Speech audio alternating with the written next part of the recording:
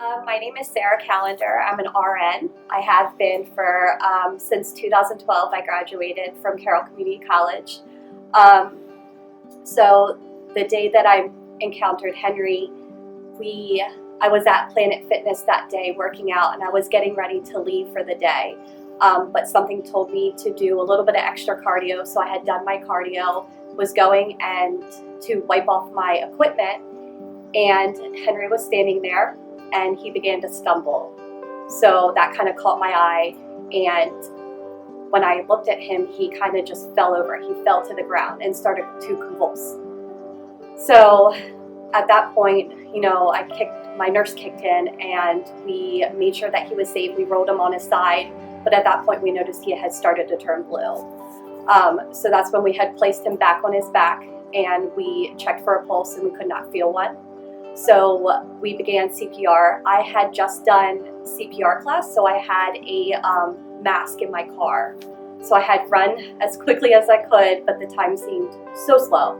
So I ran to my car, I grabbed that. The other gentleman that was helping me, Jesse, he began rescue breathing for Henry as I began CPR. We asked the staff to get the AED.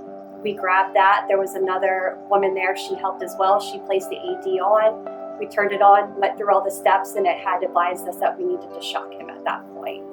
So we had done that and began CPR again per the instructions from the AED. And again, it instructed us to shock him. So we did that for a second time, began CPR, and at that point, the ambulance had arrived. They hooked them up to their machine, and they did have a heartbeat at that point.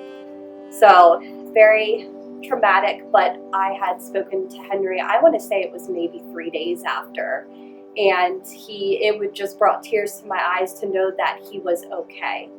Because when you look at somebody like that, you see your dad. You see somebody's dad, you see somebody's brother, all those thoughts go through your mind. And then a couple months ago, I was at the gym, had joined a new gym, the YMCA locally, and a gentleman came up to me and started a conversation. Come to find out it was Henry. So we talk all the time, we exchange numbers. He's part of my family at this point. I know Henry had spoken to me that if we had not done what we did that day, he would not be here. And you gave somebody a second chance at life. And here he is. Here he is that you get to see him every day. You get to talk to him every day. I was where I was supposed to be that day, just as I was supposed to be back in that gym to see him. His heart might have stopped, but it also might have been in a rhythm that was not sustainable for life. So our CPR would do something, but it also needed to be shocked back into a regular rhythm. Credit that to saving his life. But we also need to get the word out to the public on how to use them, or make them more accessible, but also people have the courage to use them, because when we were going through this, the staff were teenage girls.